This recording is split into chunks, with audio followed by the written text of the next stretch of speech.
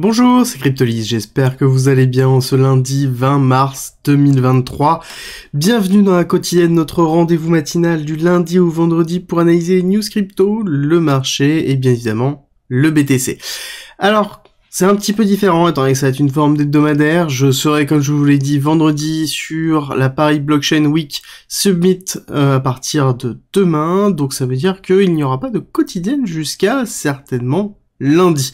Les vidéos reviendront samedi avec certainement des analyses et une continuité hebdomadaire parce que c'est sûr qu'il va y avoir beaucoup d'actualités au vu du calendrier que l'on a et au vu de ce qui est en train de se passer au niveau du Crédit Suisse et des différentes annonces crypto. Donc on va repasser sur tout ça aussi aujourd'hui et on repassera certainement samedi.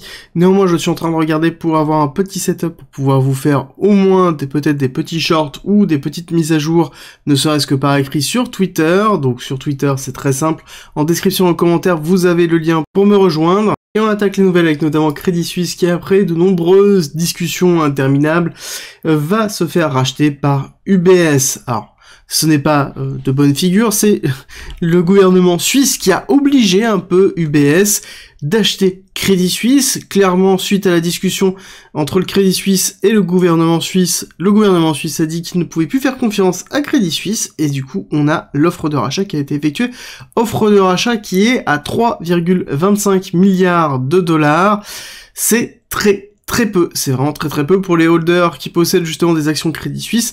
Il va avoir un rachat qui va être juste minime et donc il va avoir une grosse perte pour toutes les personnes qui possédaient ou qui avaient acheté du Crédit Suisse. Donc là-dessus ça va faire très mal, mais ça va permettre justement d'absorber la majorité des dettes et donc on devrait avoir quelque chose qui devrait être beaucoup plus solide, en tout cas si jamais ça se termine correctement, à savoir que il y a eu un renflouement de 50 milliards de dollars par l'État suisse, enfin en tout cas par la Banque Générale Suisse, et à côté nous avons plus de 100 milliards de liquidités mises à disposition de UBS pour pouvoir reprendre le Crédit Suisse. Donc on a quand même 150 milliards de trous dedans. Donc c'est quand même assez fort et on va attendre justement voir comment l'acquisition va se dérouler, de quelle façon et surtout est-ce que ça va vraiment se terminer. On a toujours une petite appréhension qui est en train de se faire et il faut vraiment le prendre en considération. C'est que ce n'est pas parce que ça a été annoncé là que ça va être effectué de cette façon-là. On peut avoir encore beaucoup de rebondissements qui peuvent arriver. Nous continuons justement dans les nouvelles avec une problématique de swap effectif. On le sait qu'il y a des problèmes de liquidité au niveau du dollar, c'est confirmé avec les principales banques centrales qui mettent en place en fait des swap lines qui sont des lignes de crédit d'échange en monétaire, d'accord? Donc c'est vraiment important pour pouvoir permettre justement de garder de la liquidité lors des différents échanges, principalement sur le marché du Forex, qui est à la base excessivement liquide. Le fait d'être obligé de faire ça sous-entend qu'il y a quand même des mouvements monétaires qui sont colossaux et qui sont peut-être pas encore faits, mais qui sont anticipés par les différentes banques. Donc très important à retenir.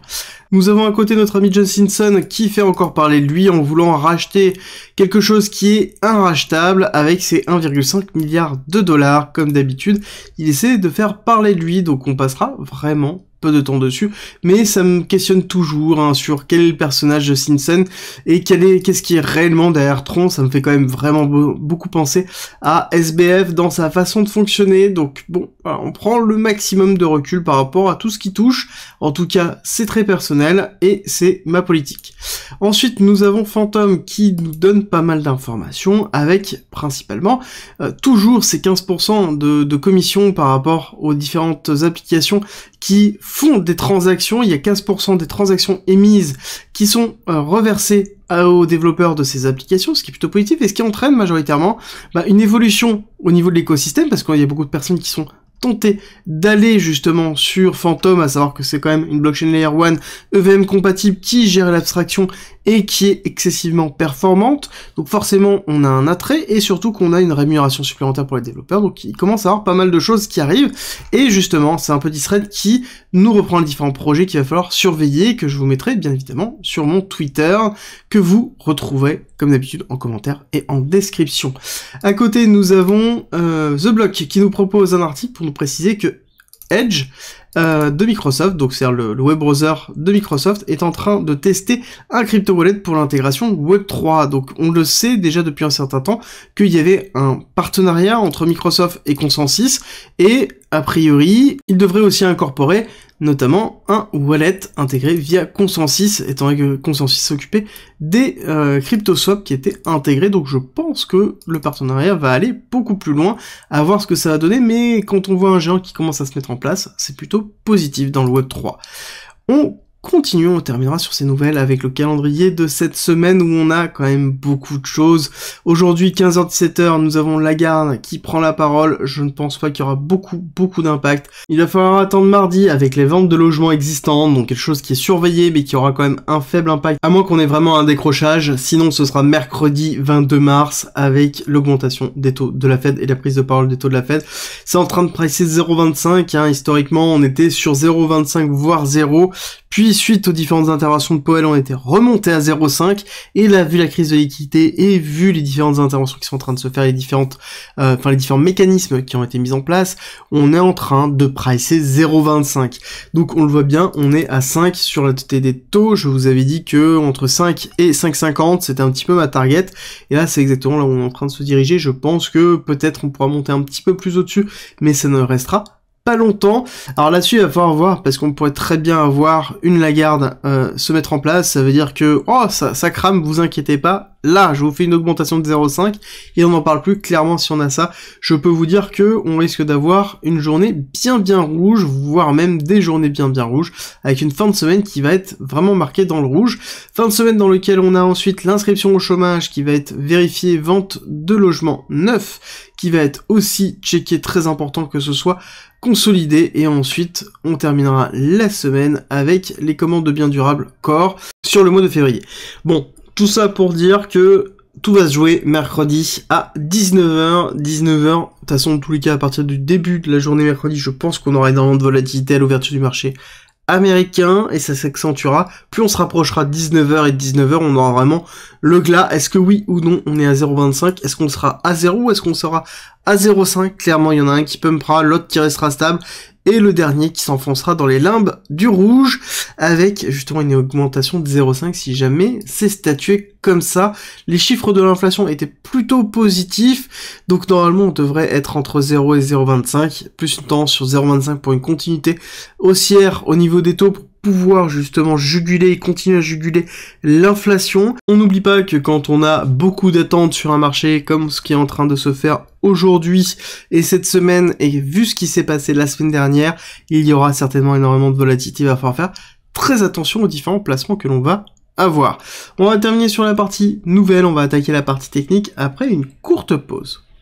Cette vidéo est sponsorisée par Bybit, qui est l'exchange que j'utilise depuis quasiment 1 an et demi maintenant, et qui est l'exchange que j'utilise d'ailleurs le plus, qui est le deuxième en termes de volume, et qui propose toutes les fonctionnalités nécessaires pour pouvoir faire du trading, de l'achat et de la gestion, et de l'investissement en crypto, dans lequel on retrouve du spot, des produits dérivés, des NFT, le earning classique, on a la possibilité d'acheter. Ils ont des options aussi, il y a toute la partie DEX qui est intégrée directement avec une partie justement exchange décentralisée. On a bien évidemment les grid bots et les bots de trading, avec notamment le bot de DCA si on veut faire de l'investissement long terme, qui est très bien fait, je vous ai fait des vidéos dessus.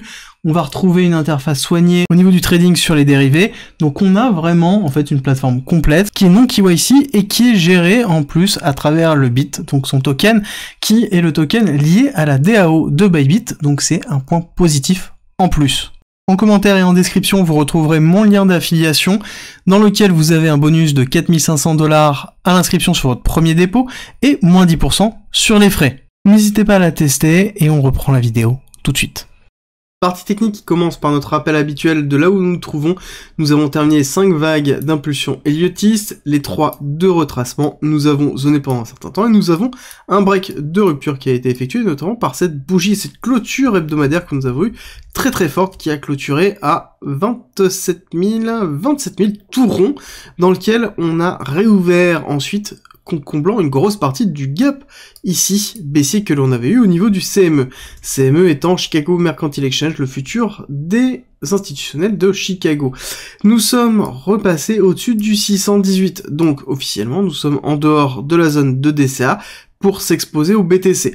Néanmoins, tant que nous sommes en dessous du 0,5, si vous êtes agressif, ça reste ok de faire ici un lissage en DCA, en prenant en considération que oui, on peut redescendre et réintégrer le 618, on peut aller retester le 786, le top de l'1, voire le 1,618, bien que ici, les 10 000 $ restent quand même très très improbables grâce à la bougie de rupture que nous avons eue.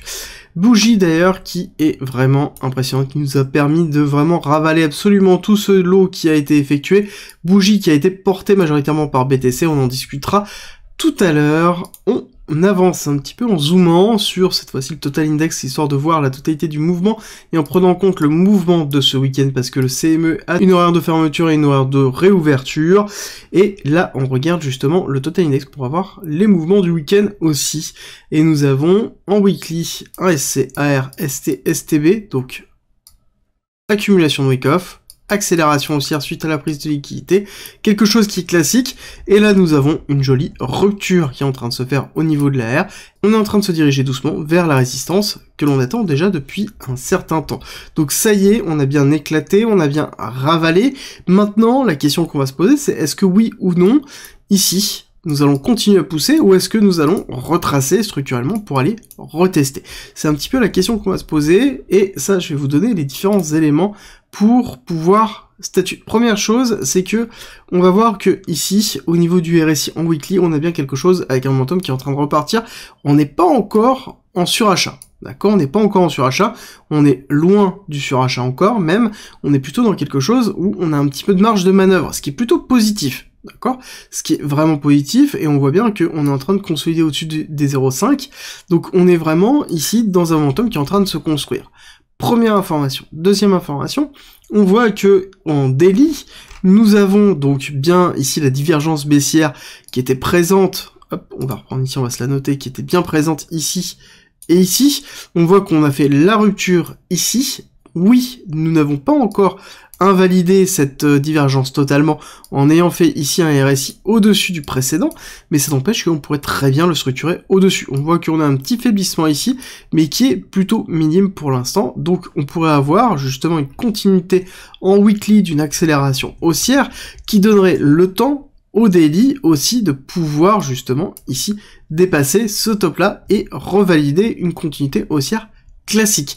Donc cette rupture ici a bien été validée, donc on est bien dans une continuité haussière moyen terme, court terme.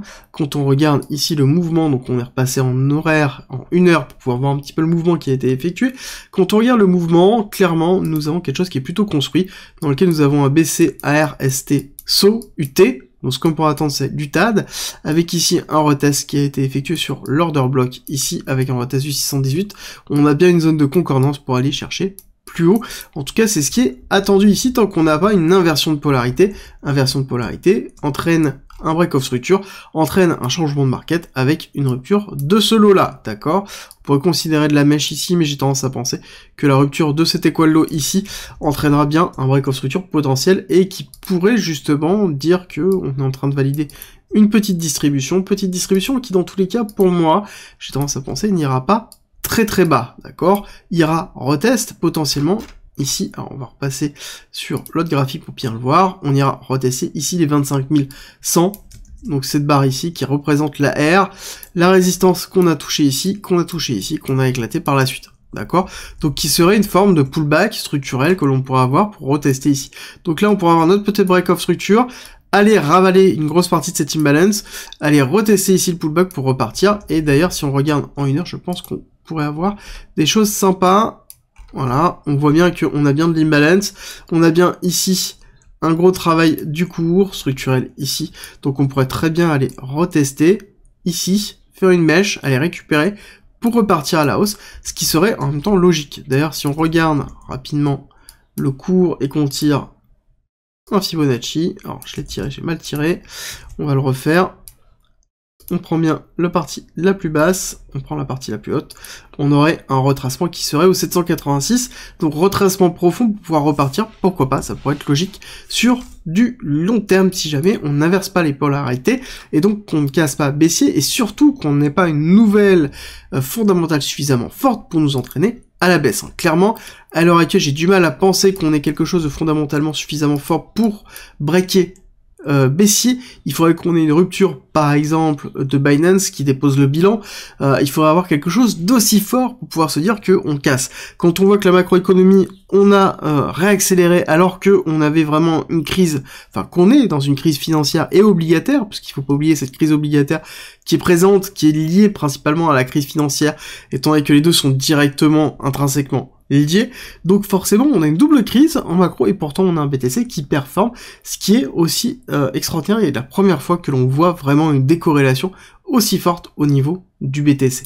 Alors, on va regarder sur l'order flow. Order flow, on n'a rien qui nous indique une chute, hein. On a ici une grosse accélération, on a bien les top traders qui sont bien pleins, on a une petite inflexion mais qui est légère, qui est normale sur une prise de profit logique que l'on peut avoir ici, mais qui est rien de vraiment marquant.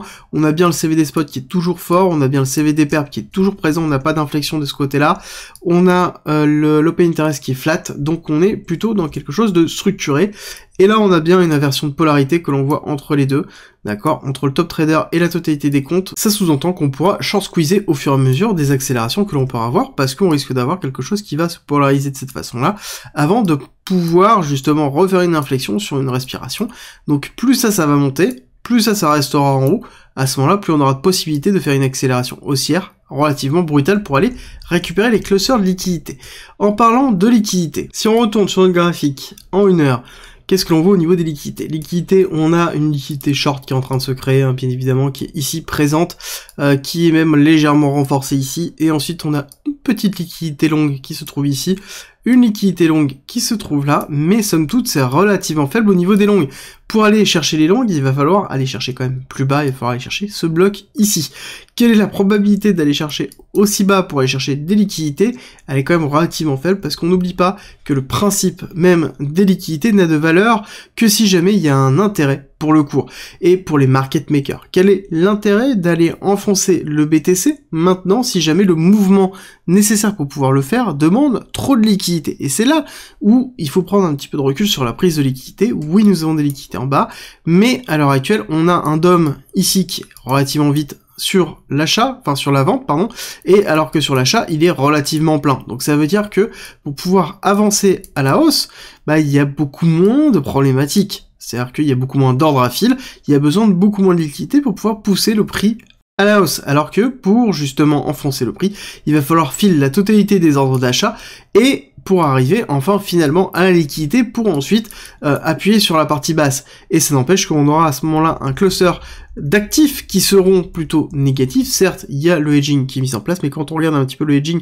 et le delta qui est en train d'être effectué, on voit que on est majoritairement hedgé ici, donc ça veut dire qu'on est sur quelque chose qui est construit sur le BTC. On va continuer l'actualité avec la totalité des stablecoins que l'on retrouve ici, et on voit bien qu'on a notre break baissier qui est en train de se faire, donc on est à 11% sur la part des stablecoins sur la totalité des cryptos, donc ça veut dire qu'on a bien une réinjection de liquidité et une accélération du cours structurel, donc on a bien ici le signal nous disant qu'on a un retour de la liquidité dans le BTC, pas forcément dans toutes les cryptos, mais dans le BTC, je vous en ai parlé samedi, dans lequel on voit bien que le BTC est en full dominance, donc ça veut dire que les altcoins sont en train de sous-performer par rapport au BTC, mais c'est quelque chose qu'on a déjà vu, où on a un mouvement qui est marqué par le BTC, et ensuite un transfert de liquidité dans les altcoins, donc on pourrait très bien avoir une alt season qui pourrait arriver suite au mouvement du BTC, pour pouvoir pousser très fort. Donc ça c'est un petit peu ce qui est attendu, ce qui déclencherait potentiellement le bull run, en tout cas un pré-bull run sur les cryptos, mais on en est encore très loin. Il faut bien prendre en considération, bien que je suis plutôt bullish déjà depuis un certain temps, je vous le dis, ça n'empêche que je prends en considération le fait qu'on peut avoir une nouvelle fondamentale suffisamment forte pour nous emmener baissier et aller breaker ça, et si on break ici les 20 000, bon, bah là, par contre, la target des 15 000, on peut la garder bien en tête. Donc, il faut bien prendre en considération que là, c'est pas parce que nous sommes dans un niveau de surextension, nous ne sommes pas encore vraiment surétendus. Pour moi, dans les 30 000, on sera surétendu, donc on aura forcément un retracement. En tout cas, j'attendrai un retracement. Mais, ici, vu ce qui est en train de se passer fondamentalement, au niveau de la macroéconomie, il faut impérativement surveiller, parce qu'on pourrait avoir quelque chose qui pourrait être assez fort et nous pousser vers le bas. D'accord? Donc c'est pas parce que majoritairement je suis plutôt bull qu'il ne faut pas prendre en considération un scénario baissier, et justement il faut être prêt à ce type de scénario pour pouvoir réagir correctement. Alors du coup, étant donné qu'on dépend de la macroéconomie, on regarde la macroéconomie comme d'habitude. Sur le DXY, on voit qu'on a un très beau rejet ici qui a été effectué sur les 105, une structuration qui est en train de se faire ici. Bon, pour l'instant c'est pas marqué, je pense qu'on pourrait aller retravailler jusqu'au 102 avant de potentiellement avoir un rebond pour ici aller retester les 105. Si jamais ça se fait, ça veut dire qu'on a un marché qui est plutôt ok. Par contre, si on continue à s'enfoncer au niveau du dollar, ça veut dire que on va durer un petit peu dans la crise financière US, la crise de liquidité, et le dollar risque d'aller justement retester les 100, ce qui serait plutôt positif sur les autres actifs, notamment comme le BTC dans lequel on aurait un petit peu de largesse, et c'est un petit peu ce que l'on peut attendre aussi de ce côté-là. Ça donne aussi un petit peu de respiration quand on regarde les bounce, le yielding au niveau des bounce de 2 ans et de 10 ans sur le trésor américain. On voit bien que en monthly, ici, on a bien retracé une énorme partie. On est repassé à moins 34, d'accord, qui est la différence. Je vous rappelle que normalement on devrait être au-dessus de 0. C'est la différence entre combien me rapporte de posséder un bounce de 2 ans versus un bounce de 10 ans, et normalement les 2 ans se rapportent beaucoup moins que les 10 ans, et là ce n'est pas le cas, parce que justement on a une inflexion forte sur la crise, et on voit que ici la réponse qui a été faite est plutôt positive, parce que on a justement une réaccélération haussière, donc c'est-à-dire que le marché financier est en train de pricer un retour à la normale grâce aux actions qui sont en train de se faire. Bon, c'est pas encore repassé au-dessus de 0, il va falloir patienter, mais c'est plutôt positif.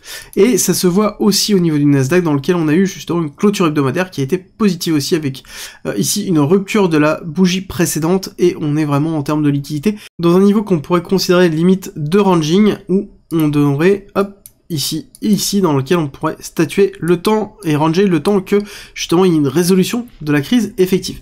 D'ailleurs, au moment où je suis en train de faire la vidéo, on voit que la bougie est en train de se former en daily, qui est plutôt assez agressif quand on regarde là, donc ça veut dire que potentiellement on pourrait avoir une inversion et avoir une réaccélération à l'ouverture du marché américain. Je pense qu'il va falloir patienter, voir, parce que quand on commence à avoir quelque chose d'assez agressif, 70% du temps on repart dans le sens inverse à la clôture du marché US. SP500 beaucoup plus mitigé, hein, bien évidemment, que notre ami Nasdaq, hein. Forcément les valeurs financières impactent beaucoup plus, donc il va falloir patienter. Je pense que le SP500 risque de break les 3761, voire peut-être même retester ici 3690, mais par contre le Nasdaq pour moi devrait continuer à se stabiliser, voire même pousser à la hausse. Donc on devrait être vraiment dans un équilibre entre les deux.